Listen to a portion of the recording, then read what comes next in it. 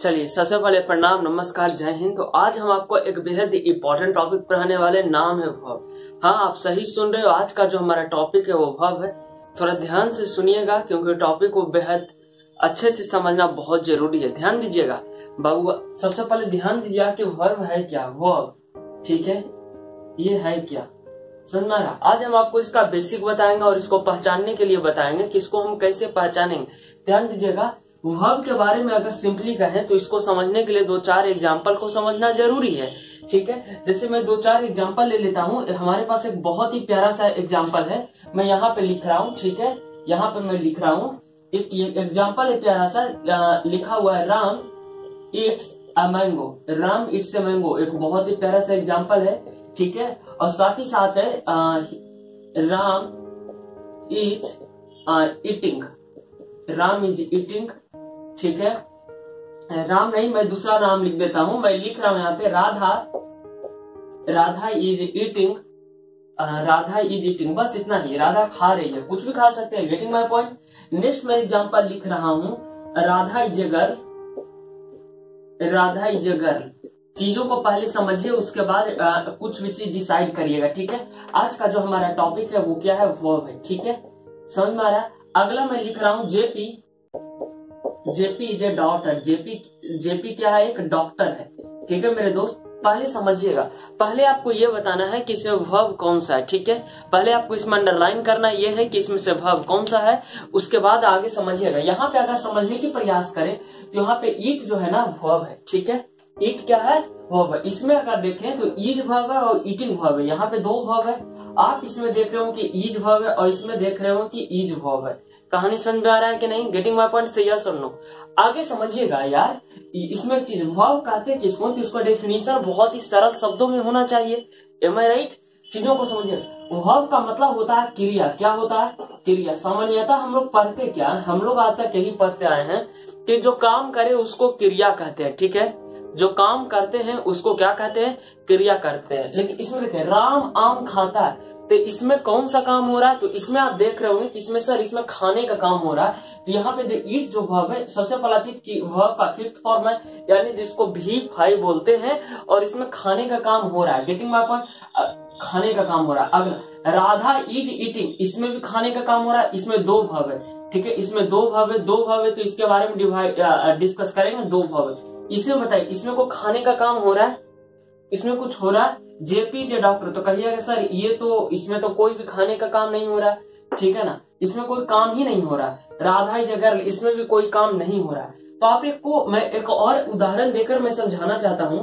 यहाँ पे लिखा हुआ है कि Raja has a pen. Raja has a pen. मेरे दोस्त, इस एग्जाम्पल को बेहतरीन तरीका से समझिए, उसके बाद हम आपको अच्छे से समझाते हैं। ध्यान दीजिएगा, यहाँ पे आपने समझा कि इसमें काम नहीं हो रहा, बल्कि राजा के अधिकार में एक कलम है। ठीक है, यानी वर्ब जो होता है ना, वर्ब मुख्यतः 3 चीज को दर्शाते हैं। या तो एक्शन, ठीक है, कोई भी तरह का काम हो, या तो किसी भी तरह का स्टेट, अवस्था, या तो किसी भी तरह का पोजीशन। पोजीशन तो आप जानते ही होंगे, POSSESSION। पोजीशन का मतलब होता है अधिकार। ठीक है, वर्ब कहने का मतलब हुआ या तो एक्शन होना चाहिए, या तो स्टेट होना चाहिए, या तो पोजीशन होना चाहिए। ओके, यहाँ पे देखिए, राम आम खाता। बताइए यहाँ पे खाने का काम हो रहा है कि नहीं? तो ये कौन सा वर्ब है?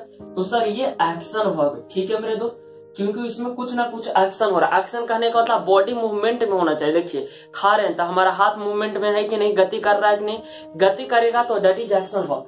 राधा इज ईटिंग, तो ये तो एक्शन तो है। हाँ, इसमें एक्शन है, इसमें एक्शन है। ईटिंग जो है इसमें एक्शन वर्ब। इसमें क्या हो रहा है? इसमें एक्शन हो रहा है, यानी कि एक्शन वर्ब है।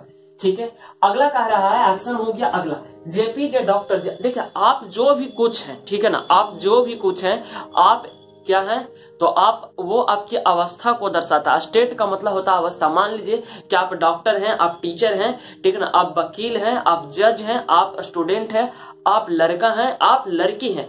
आप जो भी चीज है तो वो आपके क्या दर्शाता है? तो वो जो आपको दर्शाता है स्टेट को दर्शाता है। स्टेट का मतलब होता है अवस्था। आपकी अवस्था क्या है? ठीक है, तो जेपी की अवस्था क्या है कि वो डॉक्टर है। ठीक है ना, इसकी स्टेट है, यानी यहाँ पे जो स्टेट है ये स्टेट वर्ब होगा। कौन सा वर्ब होगा?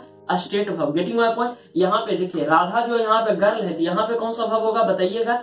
यहाँ पे होगा स्टेट वर्ब। ओके, से यस और नो, समझ में आ रहा है? अगला राजा है जेपेन, इसमें कोई काम नहीं हो रहा बल्कि इसमें अधिकार को दर्शा रहा है कि जेपी के अधिकार में या राजा के अधिकार में एक क्या है, एक पेन है। तो यहाँ पे ये जो वर्ब है ये पजेशन वर्ब है, possession verb, getting my point. Verb का डेफिनेशन समझ में आ गया। वर्ब वैसा वर्ड को कहते हैं जो या तो एक्शन को दर्शाए, या तो स्टेट को दर्शाए, या तो पोजीशन को दर्शाए। समझ में आ रहा है? आगे हम इसको बताते हैं। देखिए सबसे पहले एक चीज समझ लीजिए मेरे दोस्त कि अब आपको डेली एक वीडियो यूट्यूब पे मिलेगा। पहला जो 15 से 20 वीडियो मिलेगा आपको बेसिक का वीडियो मिलेगा, ठीक है, जिसमें हम आपको बताएंगे कैसे पार्ट्स ऑफ स्पीच को एनालिसिस करें। देखिए बहुत दिनों के बाद वीडियो बना रहे हैं, ठीक है, तो कुछ प्रॉब्लम हो सकती है, हो सकता है कुछ प्रॉब्लम हो सकता है, ठीक है मेरे दोस्त। सबसे पहले चीज समझिएगा, वर्ब में ना वर्ब को सामान्यतः दो पार्ट में बांटा जाता है। कितना पार्ट में बांटा जाता है? दो पार्ट में, ठीक है मेरे दोस्त। एक जो होता है वो होता है main verb, main verb,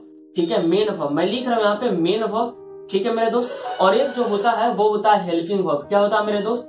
helping verb, ठीक है। वर्ब टॉपिक में डिस्कस करेंगे डिटेल से, लेकिन यहाँ पे हम लोग कुछ बेसिक पढ़ रहे हैं। यार पहले मुझे आप ये बताइए कि मान लीजिए ना किसी का एक ही हाथ है, किसी का कितना हाथ है? एक हाथ है, तो वो मेन हाथ होगा कि नहीं, चाहे दायां हो या बाएं हो। मान लीजिए किसी का सिर्फ बायां हाथ है, अरे भाई तो एक ही हाथ है ना, तो किसी का अगर एक हाथ होगा तो वो मेन हाथ होगा। मान लीजिए किसी का दो हाथ है, तो दाहिना हाथ कौन सा है? मेन हाथ। तो बामा कौन सा होगा? हेल्पर होगा उसका, ठीक है, समझ में आ रहा है? मान लीजिए कि किसी के घर में एक आदमी है, मान लीजिए कि किसी के घर में एक आदमी है तो वो मेन होंगे। मान लीजिए किसी के घर में दो आदमी है, ठीक है, कितने आदमी है? दो आदमी है, ठीक है, तो एक तो मेन होंगे, बाकी सब क्या होंगे? हेल्पर होंगे। मान लीजिए किसी के घर में तीन आदमी है, माने दादाजी भी हैं, उनके बेटा भी है, उनके पोताजी है, तीन ही आदमी है। देखिए घर में है सभी लोग, लेकिन सब कहीं गए हुए हैं पिकनिक वगैरह पे, लेकिन तीन लोग घर में रुक गए हैं, एक दादाजी, एक उनके पिता, और एक कौन हुए बताइए जल्दी, और एक हुए उनके बेटा, ठीक है। तो अंतिम वाला जो होंगे वो मेन होंगे, माने दादाजी घर का मेन होंगे, और बाकी उनका बेटा क्या हो जाएगा? हेल्पर हो जाएगा। Getting my point? सही है? सुनो, मान लीजिए ना किसी का तीन हाथ है, मान लीजिए किसी का तीन हाथ है, तीन हाथ है, ऐसे हो गया और एगो बीचे से निकल है, तो दाहिना कौन सा हो जाएगा? मेन हो जाएगा, और ये वाला हेल्पर हो जाएगा, और इन्हें जो क्यों हो जाएगा? हेल्पर हो जाएगा। Getting my point? मेरे दोस्त हमने ये कहा कि यदि किसी भी सेंटेंस में अगर एक वर्ब हो तो वो क्या होना चाहिए? वो मेन वर्ब होना चाहिए, ठीक है, समझ में आ रहा है? और यदि किसी भी सेंटेंस में दो वर्ब हो, एक दो, तो ये जो दाहिना हाथ जो है आपका कौन सा बोलिएगा? मेन हाथ है, तो दाहिना तरफ वाला जो हो जाएगा मेन हो जाएगा, और इधर वाला क्या हो जाएगा?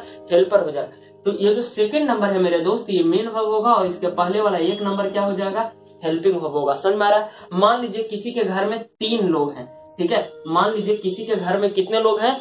तीन लोग हैं। तो ये जो दाहिना हाथ आपका किधर जा रहा था? कहीं ऐसा दाहिना हाथ हमारा तीन तक जाएगा, मैक्सिमम तीन तक जाएगा, तो ये जो तीन नंबर वाला होगा मेन वर्ब होगा, और पहले वाला एक दो क्या होगा भाई? हेल्पिंग वर्ब होगा। समझ में आ रहा है? आज के बाद आपको मेन वर्ब हेल्पिंग वर्ब में कभी दिक्कत नहीं होगा। समझ में आ रहा है कि नहीं? आगे ध्यान दीजिएगा, यहाँ पे इट्स में देखिए कितना वर्ब है? एक ही वर्ब है ना, इट। इसमें देखिए इस सेंटेंस में आपको पता लग रहा है कि एक वर्ब है। अगर एक वर्ब है तो मेन वर्ब क्यों? हमने आपको बताया कि यदि किसी के घर में अगर एक आदमी है तो वो कौन सा आदमी होंगे? वो मेन आदमी होगा। मेन आदमी मतलब मेन वर्ब। समझ में आ रहा है? मेन वही होगा।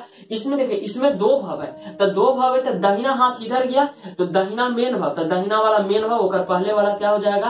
Helping verb. समझ में आ रहा है कि नहीं? से यस और नो समझ में आ जाएगा। चला ध्यान देना, जेपीजे डॉक्टर, तो कहिए सर इसमें इस तो एक ही वर्ब है। अगर किसी भी सेंटेंस में अगर एक वर्ब हो तो वो मेन होगा। हमने आपको कैसे बताया? मान लीजिए किसी का एक हाथ है तो मेन हाथ होगा, दाहिना रहे चाहे बायां रहे। मान लीजिए किसी के घर में खाली एक आदमी है, कोई एक्सीडेंट हो गया, सबके सब ऊपर से धार गए, ठीक है, तब घरवा में एक आदमी बचे, जब एक आदमी बचे तो मेन आदमी ही न होंगे। समझ में आ रहा है कि नहीं?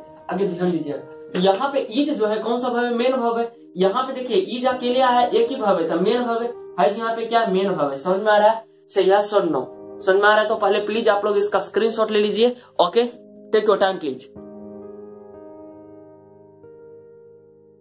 चलिए, उम्मीद है कि आपने स्क्रीनशॉट ले लिया होगा। अब हम इसी टॉपिक को थोड़ा सा आगे बढ़ाते हैं और हम आपको समझाने की प्रयास करते हैं। ध्यान दीजिए, अभी तक हम लोगों ने दो वर्ब को देखा, अब हम लोग सीखेंगे कि तीन वर्ब अगर रहेगा तो क्या होगा। मेरे दोस्त यहाँ पे मैं एग्जाम्पल ही दे देता हूँ ऐसा, ठीक है। यहाँ पे लिखा हुआ है आई हैव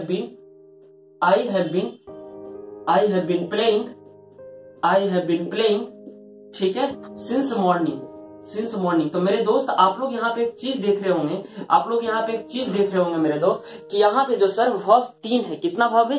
तीन वर्ब, एक प्लेइंग है और एक बीन है और एक हैव है। है कि नहीं? समझ में आ रहा है कि नहीं? सही यस और नो? यस बाबू। तो यदि किसी भी सेंटेंस में अगर 3 वर्ब हो तो हमने क्या बोला, दाहिना हाथ आपका मेन हाथ हुआ, तो दाहिना मेन वर्ब का काम करेगा, यानी दाहिना तरफ जाइए। तो देखिए इसमें देखें तो सबसे दाहिना जो तरफ वर्ब है, जो ये पहलेंग है, तो ये हो जाएगा मेन वर्ब, इसके पहले वाला हो जाएगा हेल्पिंग वर्ब, और इसके पहले वाला भी क्या हो जाएगा, हेल्पिंग। अरे भाई किसी भी घर में मेन आदमी तो एक ही रहेगा, बाकी सब क्या रहेंगे, हेल्पर रहेंगे। ठीक है, मान लीजिए किसी को अभी भी नहीं समझ में आया, ठीक है, मान लीजिए किसी को अभी भी नहीं समझ में आया, तो उपाय है, आप जानते हो ना दोस्त कि V1 होता है, V2 होता है, V3 होता है, V4 होता है, V5 होता है। भाई ये पांचों के पांचों कहीं पर रहेगा ना तो मेन वर्ब का ही काम करेगा। किसका काम करेगा? ये पांचों के पांचों अगर आपको